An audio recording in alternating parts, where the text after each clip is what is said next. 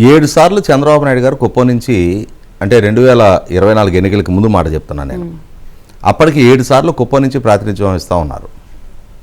కుప్పం నియోజకవర్గాన్ని ఆదర్శ నియోజకవర్గంగా యూనివర్సిటీలు, అట్లాగే ఇజ్రాయెల్ టెక్నాలజీ తోటి అక్కడ హార్టికల్చర్ ప్రమోషను, వాళ్ళకి ప్రతి కుటుంబం నుంచి కూడా పాడిని ప్రోత్సహించి వాళ్ళ ఆర్థిక స్థితిగతులు మెరుగుపడటానికి చాలా కీలకంగా దోహదం చేశారు ఆయన.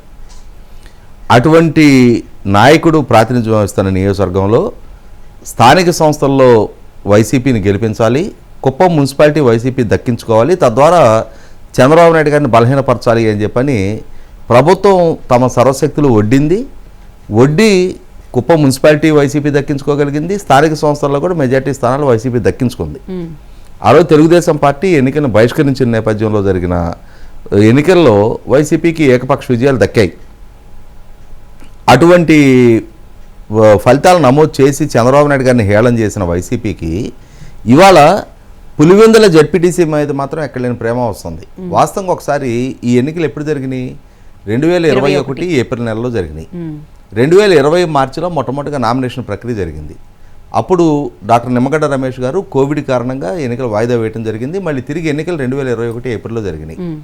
అసలు ఆ రోజు బలవంతపు ఏకగ్రీవాలు, ప్రత్యర్థులను నామినేషన్లు వేయకుండా, ఆఖరికి నామినేషన్ ఎవరైనా వేస్తే పోలీసుల చేత వాళ్ళని గంజాయి కేసుల పేరిట బెదిరించి నామినేషన్ విత్డ్రా చేయించారు.